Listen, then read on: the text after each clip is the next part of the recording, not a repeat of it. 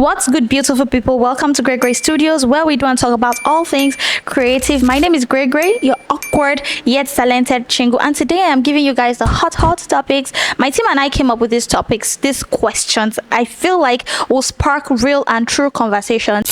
And these topics are very interesting because they are relatable. It's something you and I go through every day, something we interact with, something we see, something we feel, something we know.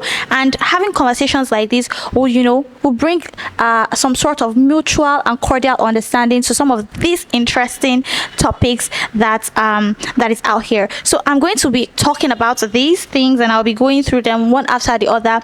And then keep your conversations flowing in the comments, and let's get into it.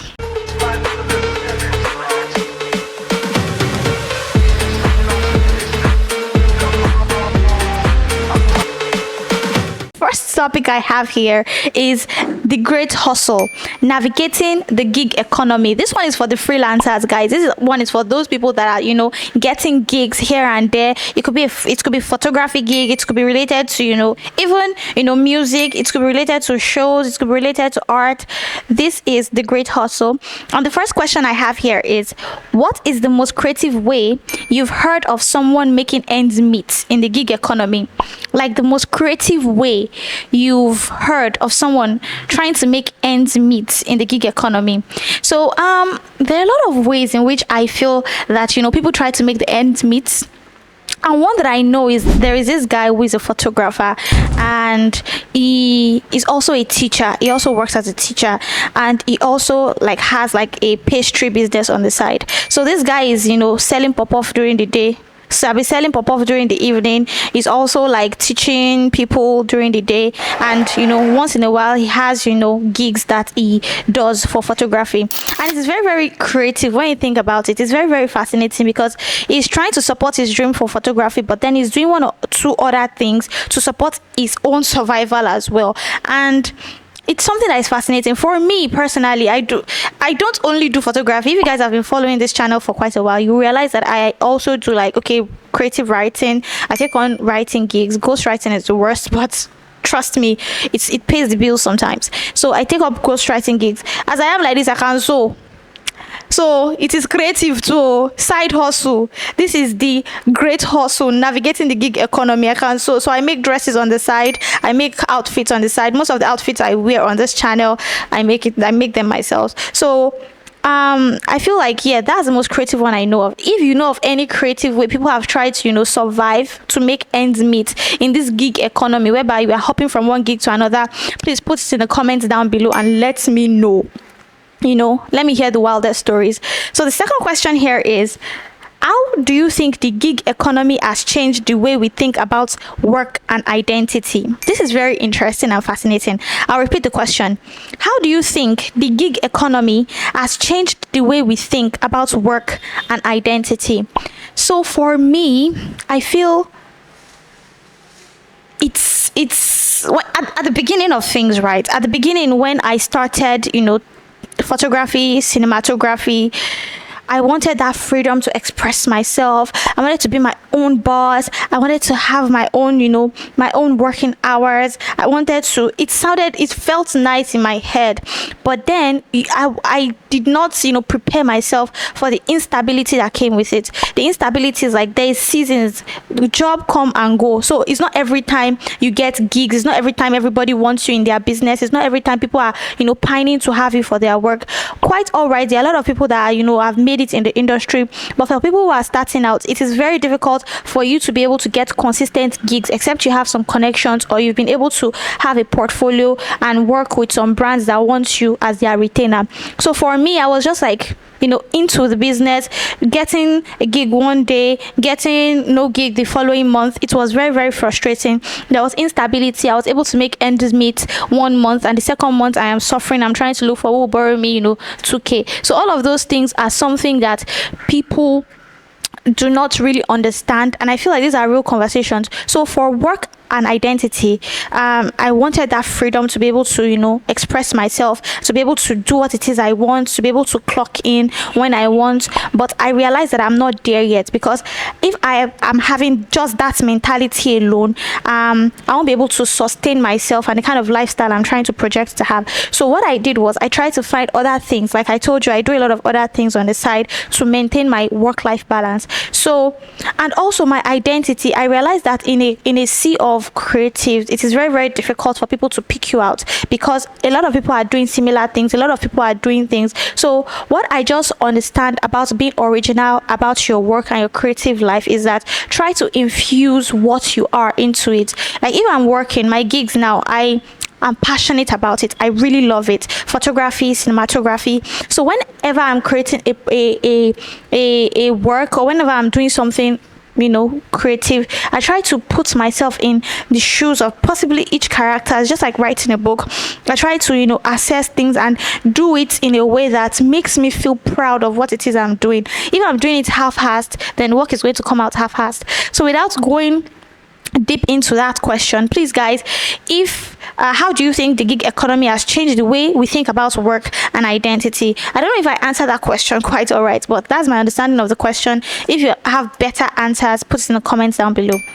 Question number 3 under the great hustle, navigating the gig economy, is what are some common misconceptions about the gig economy, and how can we set the record straight? Like I said, I think I made mention of it about about a misconception, I think, about the gig economy. People think freelancers have it going back to back to back to back. Freelancers are busy quite all right. Freelancers have they are busy quite all right. They have gigs here and there, but know this: there is instability that comes with it, especially for people who are starting out. So it's not like you just break into the industry and immediately you are getting gigs left and right. While that can happen, it's not always the case with a lot of people. And once you understand that there's an instability that comes with it, it's not like you'll be getting your paycheck every month. You're the one that have to work on whatever it is you have to work on. You have to build a strong foundation. You have to work on a foundation that is solid, that will make your clients want to come back and work with you. And you also have to build a very strong portfolio that expresses yourself, expresses your creativity, that is original, authentic and beautiful. And I feel like if people see what you are worth, if people see what you can do, they will come to you. So don't go into the gig economy thinking, oh, when I get in there I'll be getting paid so amount every month. While we can have expectations, also know that expectation is the root cause of heartache. So tread carefully, be strategic, work hard, try to connect with the right people. You are going to get the bag, but you have to be able to be worthy of the bag. So that is what I think. So how to set the record straight is for people to just understand that this is not a fancy lifestyle, this is not a fancy place. You get to work, you get to grind. Whether you're in the corporate world or you are in the freelancing gig kind of world, you have to grind either ways. And I even feel it is you have the flexibility quite all right, but still you need to have your principles and you need to have your etiquette in check. So don't say because I'm a freelancer you just do this and just do that and nobody's going to hold you. People are watching. And how will people come to you when you are messing up every single time, or when you don't have a principle? Your working etiquette is not, you are being unprofessional. So you can be a freelancer and you can be this and you can be that, but you can be professional at the same time. So some people also will say, oh, freelancers are not serious, unserious. No, freelancers are very serious people, and because they are even doing this to survive and make their name known and make, they're pouring their passion into all of these things, it makes it even more difficult because they feel the pressure of not wanting to fail. So as a freelancer, we go into work with the pressure of like, we do not want to fail at this, we do not want to suffer at this, we want to make something out of it, despite the instability, despite the the uncertainty. Yes, that's the word, uncertainty. So that is all about the great hustle topic, guys. If you have ideas, please put your thoughts in the comments down below. What are the common misconceptions about the gig economy and how we can set the record straight. So that is the last question under the great hustle, which is navigating the gig economy. And by gig economy, I mean the freelancing world. So yeah, on to the next topic. The next topic here is broke but bougie. Broke but bougie, the paradox of luxury consumption. So these are the questions under that. This topic is already giving me butterflies because I feel like it's going to be a hilarious one. So the first question here is, what's the most ridiculous luxury item you've ever splurged on, and was it worth it? Like, what is the most ridiculous thing you've bought that you felt like, I deserve this, I deserve every bit of this, and you bought it and you were like, why do I keep doing this to myself? Why I'm suffering right now? Because you are broke. So guys, put your thoughts in the comment down below. For me, I think it's almost everything in my life, because when I when I buy something, I go like, so what did you gain? At the end of the day, what did you gain? But then the one that kind of stick out like a sore thumb, I think it was, okay, I remember one, guys. There was a time my laptop had issues. I was so stressed out. And I was like, okay, let me take it to Computer Village. For those that are watching this, I don't know what Computer Village or where Computer Village is. It's a place in Lagos State, Nigeria, Ikeja to be precise, where they fix gadgets. You can buy gadgets. It's like a computer, literally a computer village. So I took it to Computer Village to have my batteries fixed. Apparently, what was wrong was battery problem. So the guy said, oh, your battery is bad, you have to swap out your batteries. And I'm even thankful because it was not a board problem. And when the guy swapped out the battery and I was about to leave, there was this person beside me selling AirPods. Out of that relief that my battery is okay now, my laptop is okay now, I can go. And she's selling AirPods, and she was like, and I was like, those AirPods look nice, I can just buy one for myself. Not that I needed it at the time, but I was like, let me just buy one for myself. It looked so nice, it looked so flashy, it looked so beautiful at that point in time. I was like, it would be so nice, instead of using wired earphones, I could just use my AirPod and I can look, bougie. But then I bought the AirPods. When I walked up to her, and I don't know, for people who are socially anxious, because I get anxiety when I'm in a very, very rowdy and there's people looking at me and I'm under the microscope. It's because I don't know where to put my hands. I'm literally just sweating. So this woman, I walked up to her and I said, how much are these AirPods? They look so nice. And she was like, oh, this one is 12,000 naira, this one is 20,000 naira. And I was like, and the one I pointed to at first was the 20,000 naira one, and I was like, 20,000 naira one is fine. So actually the 12,000 naira one remains only one. So somebody came, so while I was still like admiring and just rethinking my life choices, the person bought the 12,000 naira one and she left, and I was left with the 20,000 naira. And I've wasted so much time for me to just walk away, and my leg was pushing me, everything was wrong with me, I was sweating, and I just like, can you sell it for 18k? She was like, no. After back and forth, she was not like, okay, do you know what, 18,000 naira last price. So they look so cute, they had this lovely pouch, and I was like, okay, 18k. The moment I said 18k, I realized, what is my net worth? I don't even have up to 18k. Why did I waste this woman time, bargain 18k, everything? I could have just said, you know what, let me just pipe down, let me just walk away from this. But I was sweating. The woman was with the AirPod. She was, are you buying? What? She was chewing gum, looking at me in the face. I was sweating. I was like, girl, you just fix your battery. You should just go home and rest in peace. Now you're about to die on top of AirPods. And I was like, okay, it's fine. I can just pay the 18,000 naira. And I looked at my balance and I had maybe like 18,200 or so. I was like, I'm so, this is so messed up. Like, there's no justification for everything that is happening right now. Like, there's sincerely no justification for why I want to give this woman 18k of hard-earned money. And for people that will be like, 18k is this chicken change, make it if it is easy. Splurge 18k if it is easy. It is not easy in this gig economy, please. I paid the woman the 18k and she was like, my friend, next time if you want to come and buy something, come and buy it here, Abby. She now put it inside a small nylon and she gave it to me. I was so happy. I wanted to buy it before, but when I got it, I don't know, I just felt eternal sadness, because I know for the next one week I'm broke, but I'm bougie, right? Because I have these AirPods on right now. So do you not know the worst part of it? The worst part of it was, when I bought it, I did not test it. Guys, this is a painful story. Don't laugh. I took it. I put it in my bag. And I entered the bus. On my way, I was like, let me try this thing out. plugged in the AirPods, connected it to Bluetooth. I knew the first problem I knew when I realized that this thing would be problematic. It was the tone that came out.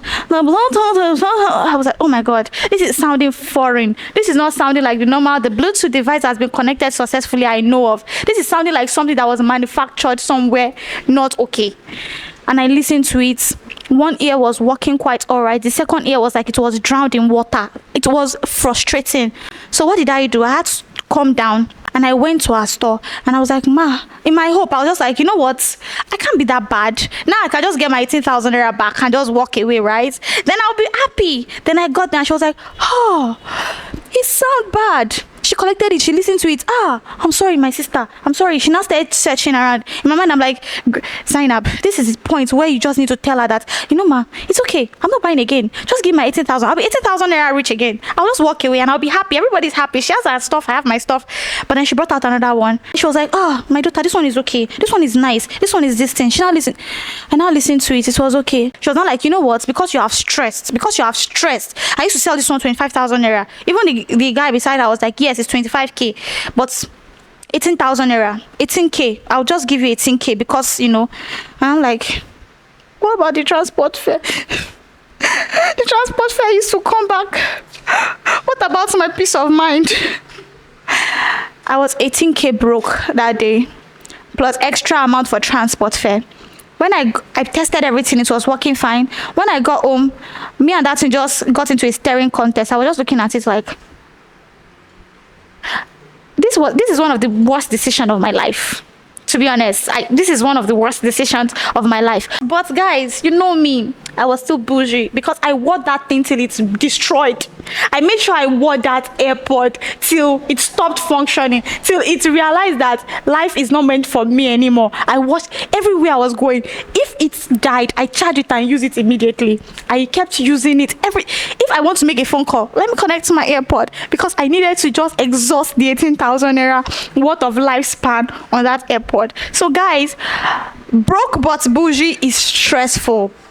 Take it from someone who was 18k broke. Seriously, it is just so the most ridiculous item I can think of right now that I splurged on was worth it, to be honest, because it sounded good, but then the whole stress, the whole trauma behind it, you know, is something I can still remember and I cannot laugh about, but you know, at that point in time it was terrible.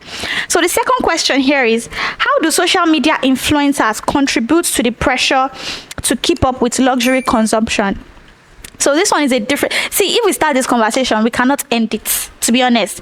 The influence of social media, even on influencers themselves, and how it contributes to the pressure for them to keep up with luxury consumption. Because tell me one influencer that will not want to, you know, keep up with their trend, with their brand.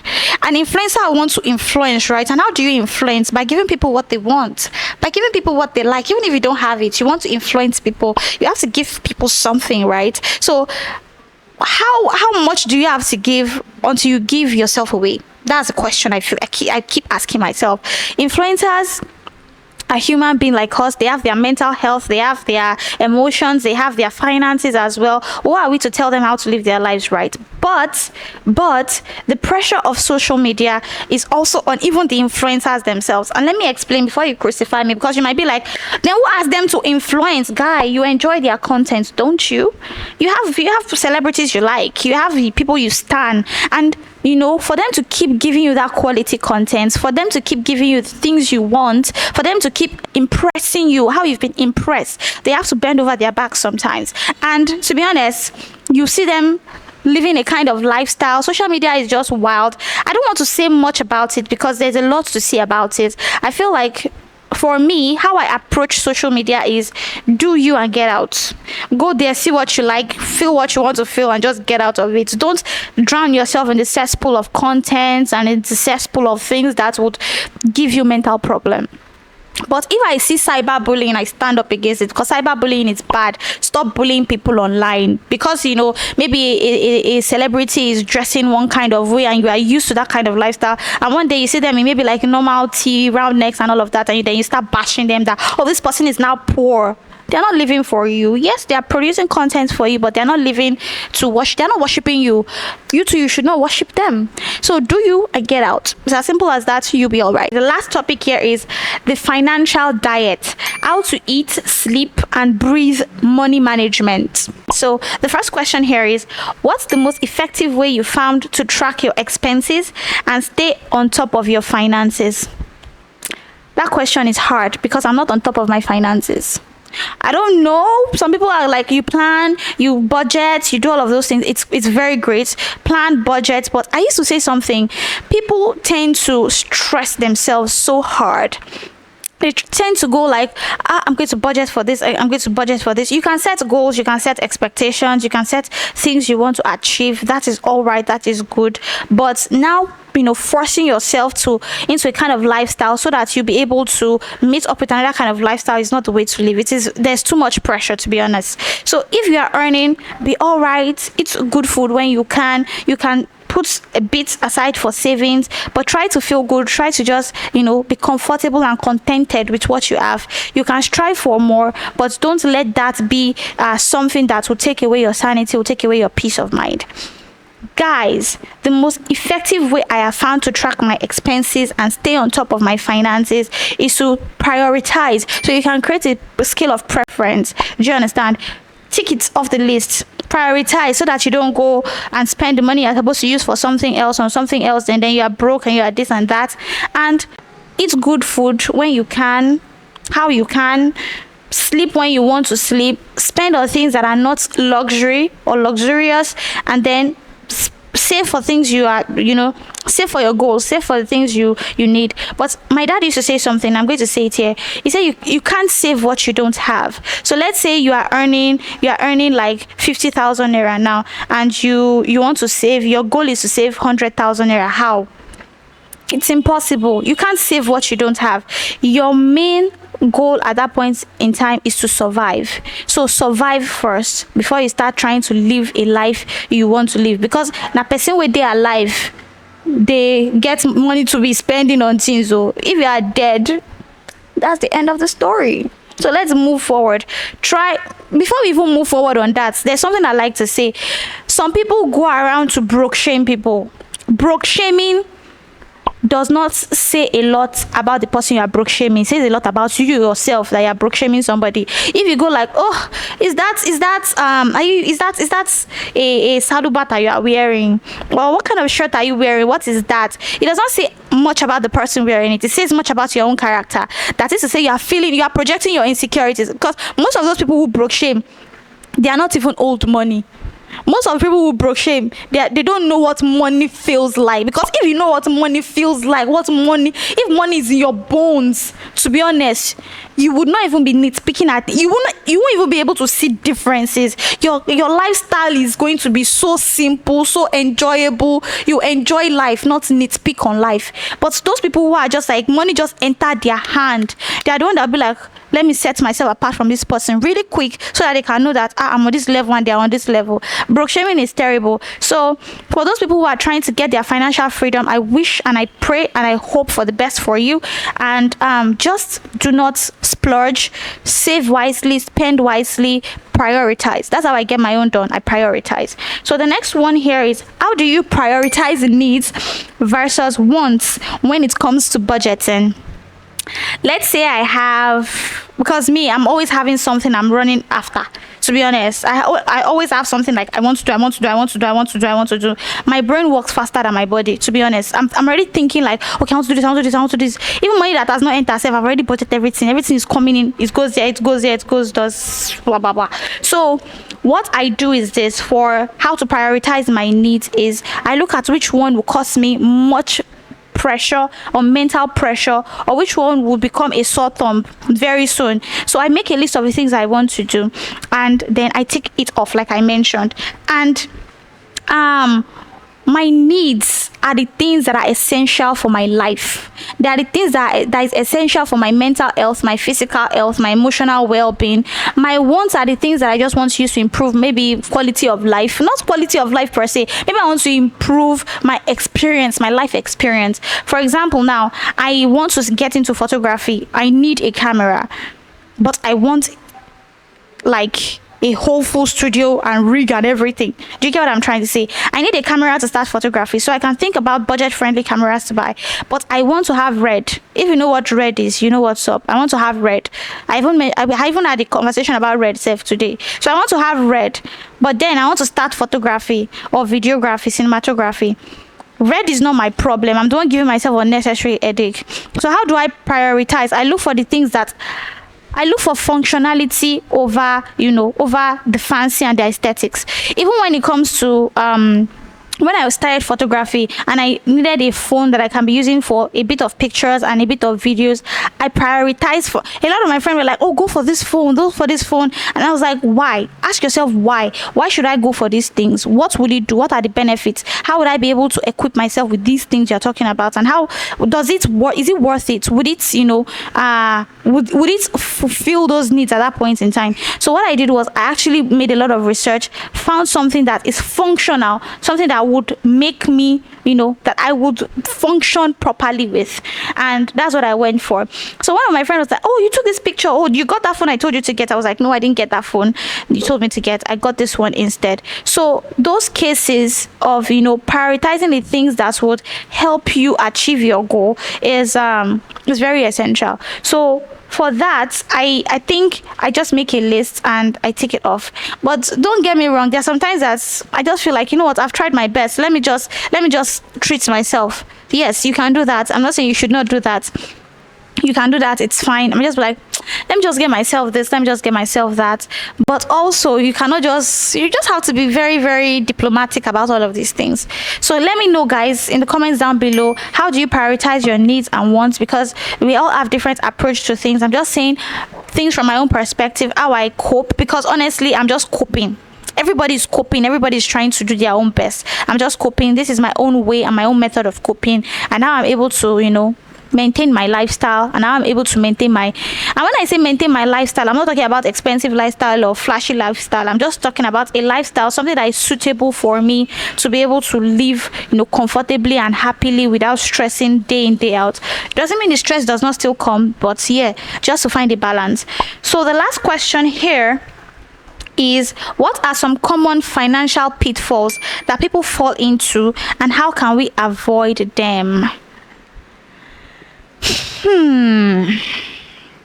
For the gig economy, for people who are freelancers in the gig economy, this question is very interesting because when you don't have stability to plan, it becomes a problem. For example, you have a gig today, you don't know when you're having your next gig, or you have a gig tomorrow, you don't know when you're having your third gig. It becomes a problem to plan. So now what I do is this: when I earn 2,000 naira and when I earn 200,000 naira, I don't immediately upgrade my lifestyle. When I earn 2,000 naira and when I earn 200,000 naira, for instance, I still live as if I'm earning 2,000 naira when I earn 200,000 naira. So that way I'm able to minimize unnecessary expenses.